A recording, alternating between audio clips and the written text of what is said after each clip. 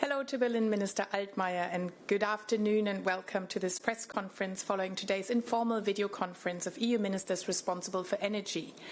Minister Peter Altmaier chaired the meeting from Berlin today, and we will begin with statements by the minister, followed by EU Commissioner Kadri Simson, who is here with me in Brussels, and afterwards the floor will be open for your questions. So without much further ado, Herr Minister, Sie haben das Wort. Minister, you have the floor. Be very brief.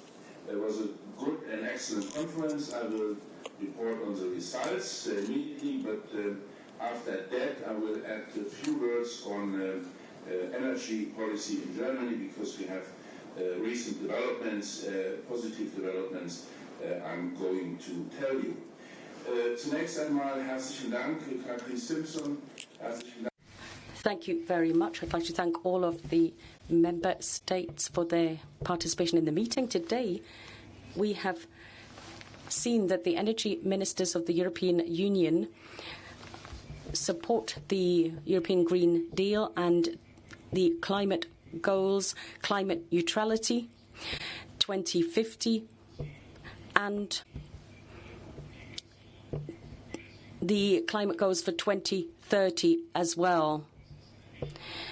This is an important message, a message which is supported by all member states. Of course, when it comes to implementation, we do have to take into account that there are national specificities. That goes without saying. This is a question of intra-EU solidarity. Solidarity is a basic principle. It was clear at the meeting that achieving our climate goals will be all the easier and all the more possible the more we use market principles. We have to develop renewable energy sources.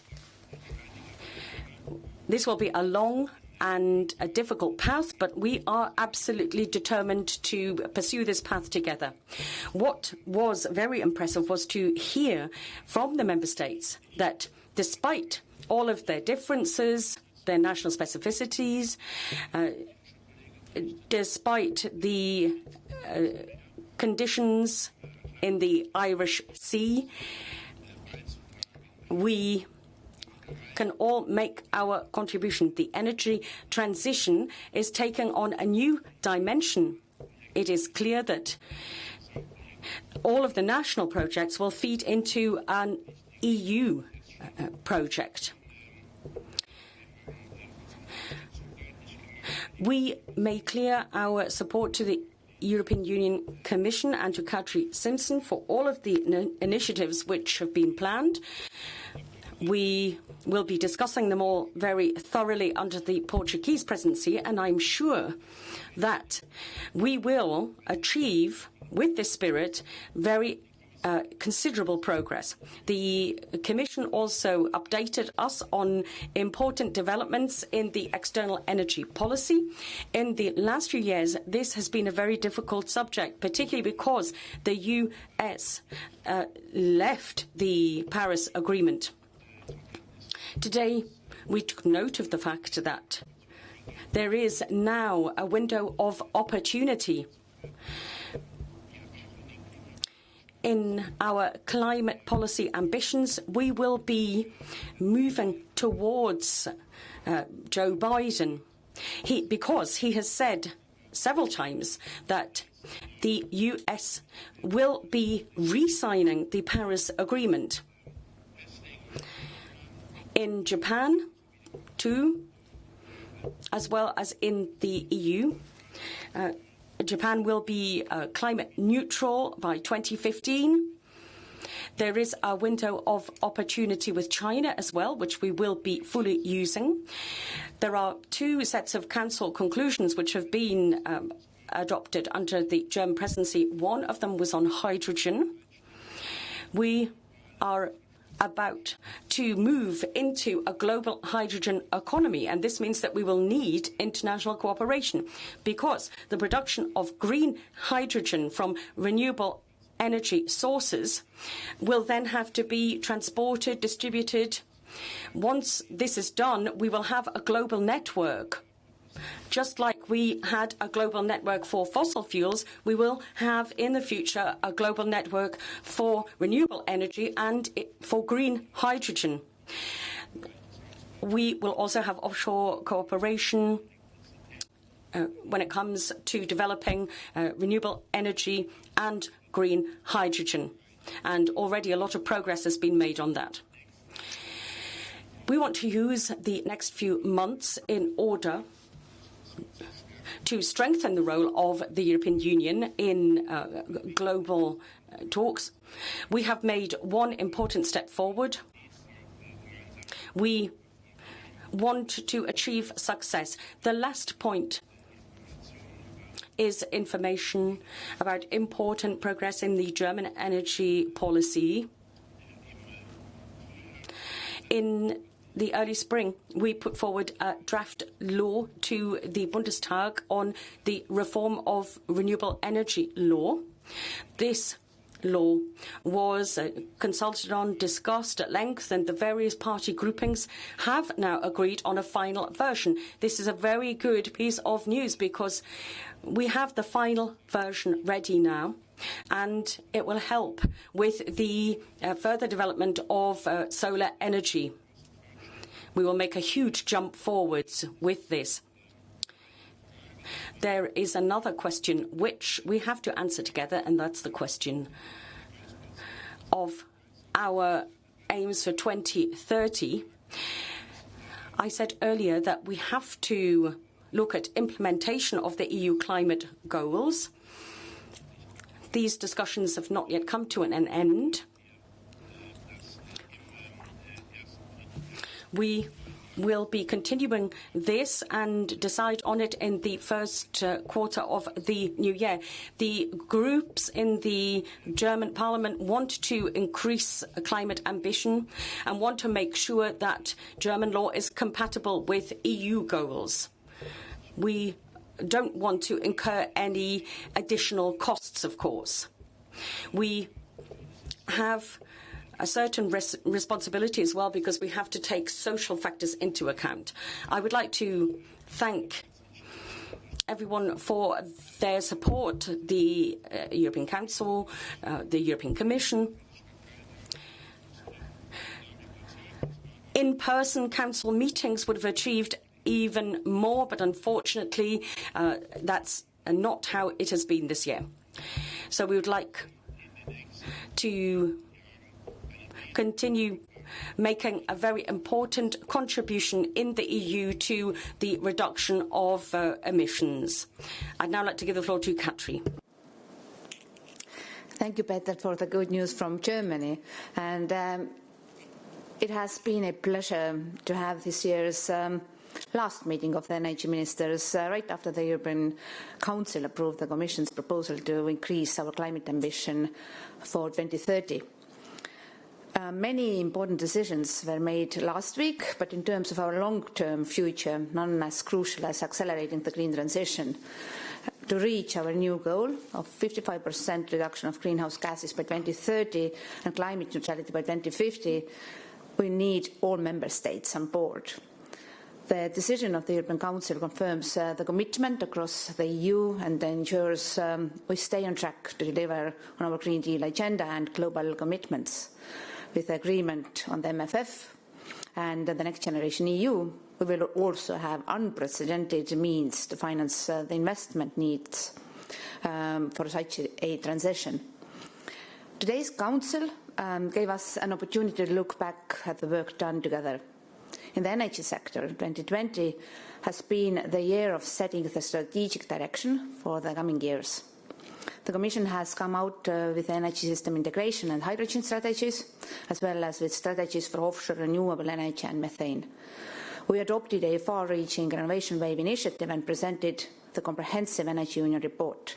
It was also the year of the NSPs.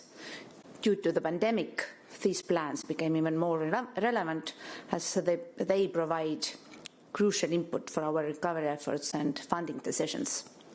Today we had a good discussion with the ministers on the first of these documents, the energy system integration strategy.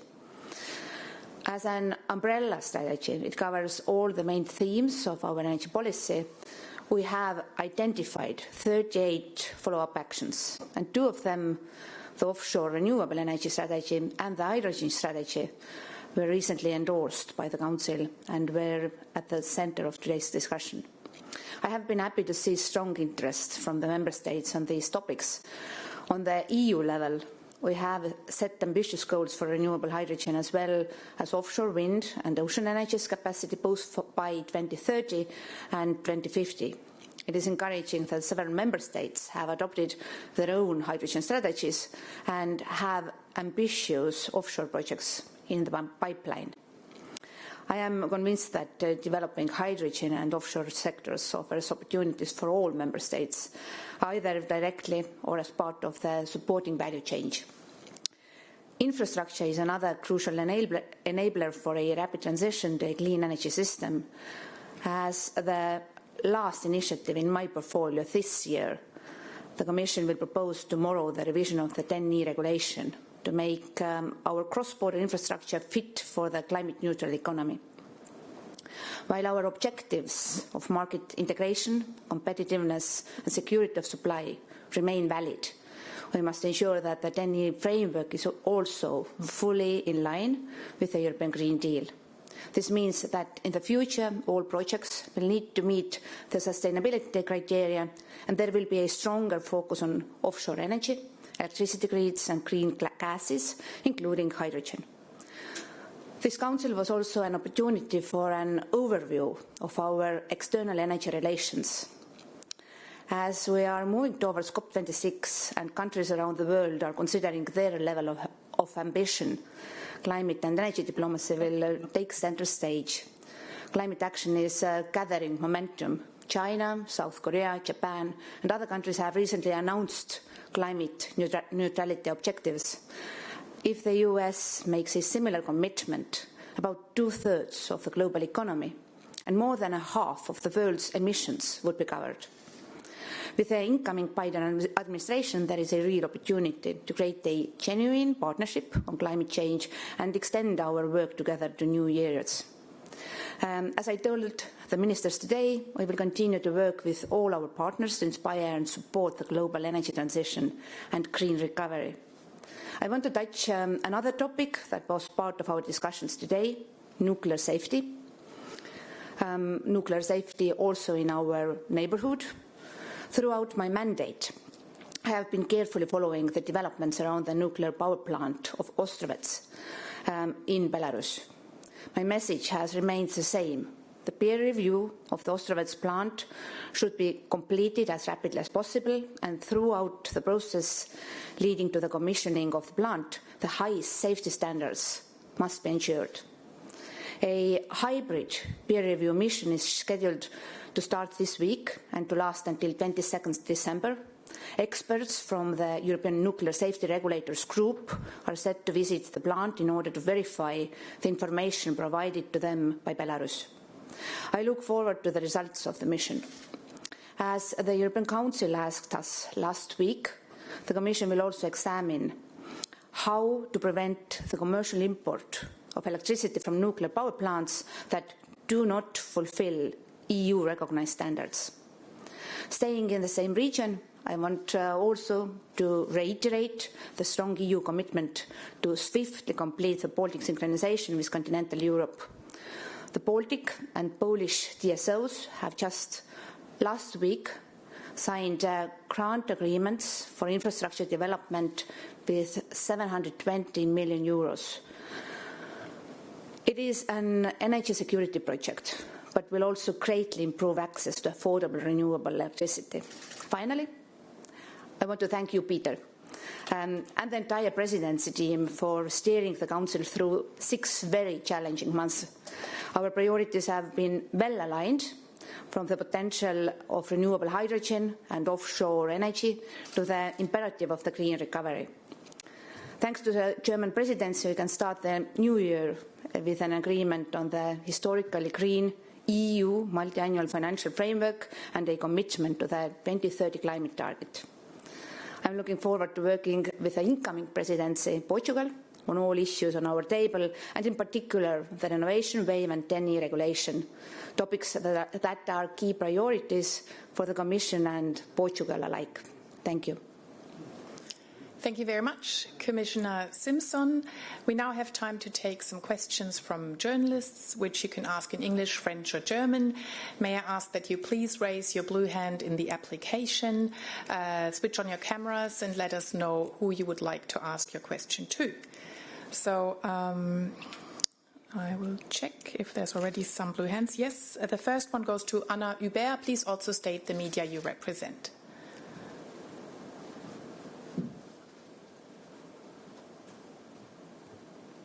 We can't hear you at the moment.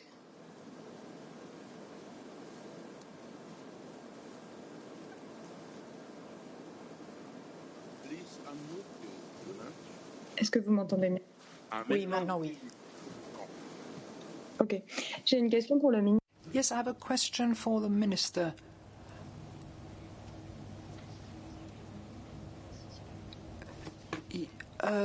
Among your presidency priorities, sorry, the sound quality is not good at all. Un échec. I'm sorry, apparently we don't hear you very well. No, I can hear, but it is very, very soft, and I don't understand the word. And it is not the language, it is the line, the transmission line. Perhaps you can speak a little bit louder. Parlez, s'il vous plaît, à plus haute voix. Oui. Est-ce que comme ça vous paraît mieux? Okay, let's try again, see if it's any better. Yes, thank you. I have a question for the Minister. The failure of the trilogues during your presidency, is that a failure for you? That was one of your priorities at the beginning of the presidency, even though there were some questions. And then a second question for the Commissioner on the LTE. What projects do you hope will be funded under Portuguese presidency?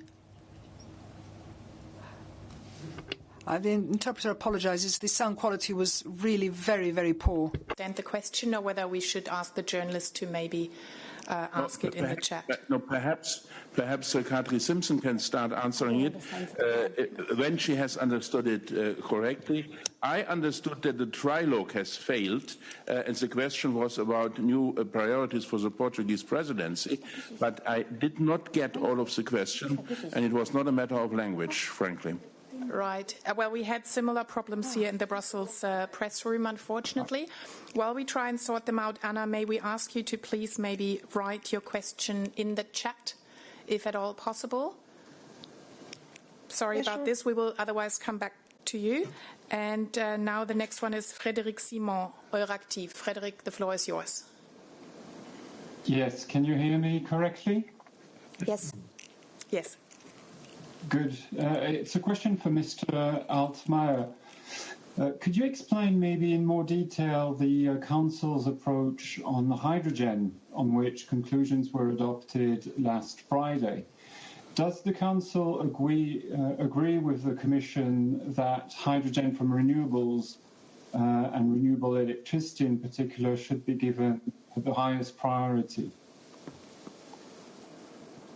Thank you. Well, the Council conclusions on hydrogen have been prepared in extremely close cooperation with all the member states. There are, of course, diverging interests. There is a basic agreement that we all have to work towards a climate-neutral, hydrogen environment that is shared by everybody. There are two specific issues dealt with. One is that there are some countries with larger shares of nuclear energy, and there are some countries with larger shares of natural gas, and the question is how to use things like this in a way that it can be seen as a transitional solution in the development towards a really genuinely green hydrogen economy. This is addressed by the Council conclusions, and there have been different groups of member states, but at the end of the day, all of them were happy with the text that was adopted. Thank you, Minister. Would you like to add something? Well, from my side, I was very happy to see that Council had adopted conclusions on hydrogen that supports the principles that we laid out in our hydrogen strategy. In particular, the emphasis on renewable hydrogen.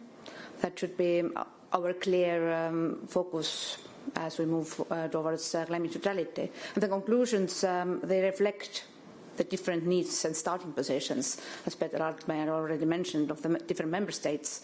And it also acknowledges that low-carbon hydrogen will have a role in initial phase as we ramp up the renewable production in parallel. And these conclusions definitely provide a solid basis for joint work on hydrogen. Thank you. Thank you. And the next question goes to Tom Palluch, ZDF, who in the chat is logged in as Schürmann Key for our technical staff. Schürmann Key. So, Tom, you have the floor.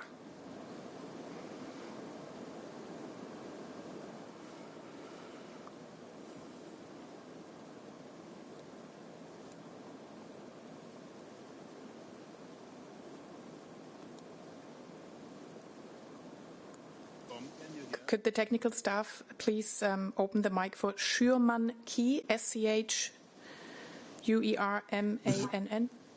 Suzanne, I'm trying, but I have no response. Oh, no problem. We will continue with the next question then and come back to Tom. So, Yuri Sheko, Deutsche Welle. Hello, do you hear me? Yes. Yeah, thank you very much for the question. I have a question to the Commissioner. You said that the mission to Astravets nuclear power plant will finish its work in December, if I understood you correctly. When can we expect the results of this mission? And you referred to the European Council conclusions that asked the Commission to prepare this possible measures to prevent commercial import of electricity from nuclear power plants that do not fulfill all the safety standards. If this NSREG mission says that Astravets nuclear power plant, Belarusian authorities have fulfilled all the recommendations, everything is according to the standards. Will the Commission still prepare these measures, or what are you going to do in that case? Thank you very much. Well, I will not speculate the results of this NSREG mission, but right now the experts from the European Nuclear Safety Regulators Group and from the Commission, they are reviewing the implementation of recommendations made by NSREG already in 2018. And today and tomorrow there are technical meetings, what is a part of hybrid meeting, and then there is a on-site visit. So from 14th to 22nd December 2020, the NSREG experts are scheduled to carry out a mission to review, a hybrid mission to review the information provided by Belarus. And the review mission is planned as a combination of a physical site, nuclear power plant site visit, and then virtual meetings. And NSREG will publish its report in 2021, early 2021, but it all depends on the visit. Well, I have already repeatedly said that key actions must be addressed before commercial operation of Austravets. But all recommendations should be satisfactorily addressed in the National Action Plan and implemented without delay. So last week's suggestions, they will be valid also for the other nuclear power plants that are built or will be built in the future next to our borders. So at first we are dependent on the expert group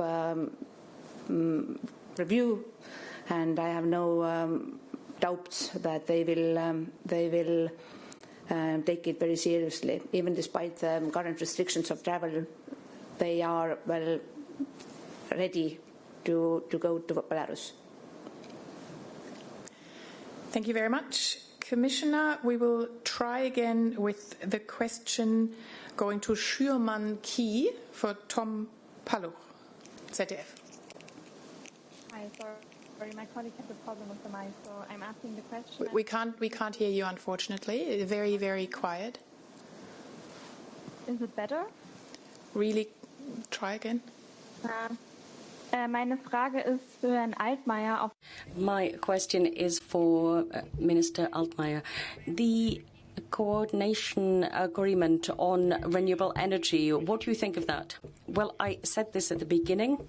This is a very good agreement because, first of all, it establishes clarity.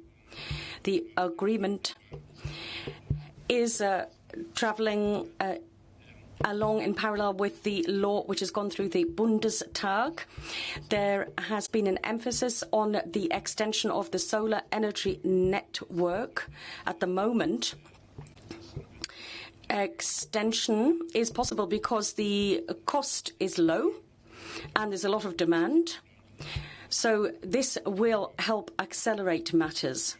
What's more, we have insisted that the aims for Germany for 2030 are going to be adjusted to the EU climate ambition.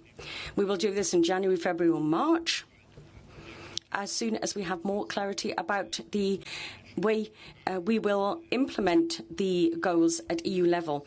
I assume now that the law will be adopted this year by the German Bundestag. Thank you very much. The next question goes to Giulia Bedini, MLEX.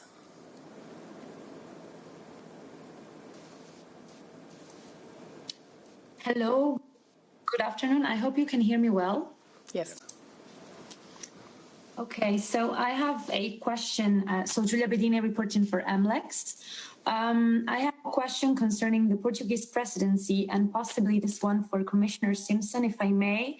How far do you expect the Portuguese presidency to advance negotiations on the TENI that, as I understand, will be proposed in its new version tomorrow? And also a question on hydrogen, possibly also for Minister Altmaier. Do you expect Portugal also to continue coordinating work on the establishment of an IPCI on hydrogen? Thank you very much. Thank you. So we will start with the Commissioner. Yes, thank you for the question. We had a chance to listen to Portuguese minister who was presenting their priorities for Energy Council, and Portuguese priorities are very well aligned with our priorities, especially on renovation wave and TENI revision.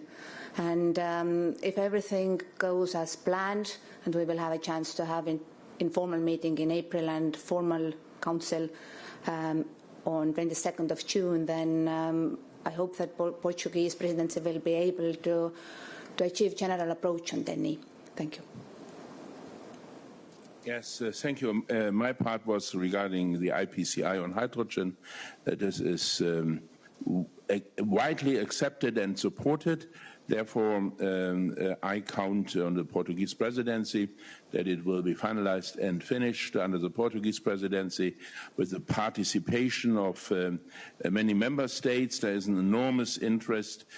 We have, as Germany, for example, reserved up to 9 billion euro in our budget to co-finance important projects.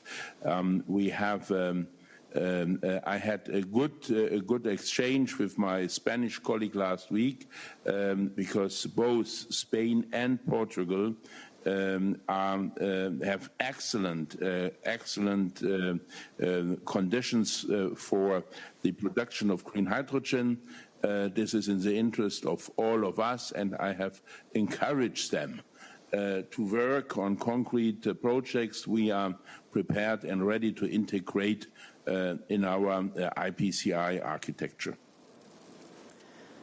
Thank you very much. I'm still trying to get Anna Hubert to pass on her question to us, so either email or text it to me, please. And in the meantime, it's Kira Taylor, Euraktiv. Kira, you have the floor. Hi, can you hear me? Yes. So I have a question about the 2030 target. Some NGOs have criticised it for not going far enough and for the fact that it's a net target. What's the response to that? And the 2030 target. So first, maybe Minister Altmaier and then the Commissioner? It's the Commissioner. It's the Commissioner about the target because we are implementing it now. Well, I think that it is always good when there are, a certain pressure to do even more. But only 1 year ago, when we were preparing for the Green Deal, there was a skepticism if we would be able to achieve unanimity. And this ambitious target seemed to be very difficult. And according to our President's guidelines, we were mentioning a 50% to 55% reduction in a reasonable way. So we have to recognize that last week's agreement is a landmark. And as our President Ursula von der Leyen said, this agreement puts us on a clear path towards climate neutrality in 2050. And it gives also certainty to investors, because without private investments, it will be difficult to achieve both 2030 targets and climate neutrality. And of course, we need to secure broad support in all the member states. So in this regard, this is definitely a important decision last week. Thank you. So unfortunately, we have not received the question from Anna in any other electronic version, which brings us to the end of this press conference now. Thank you very much to Minister Altmaier in Berlin, Commissioner Simson here in Brussels, to all the interpreters and the technical staff. I wish you all a very nice afternoon. Bye-bye.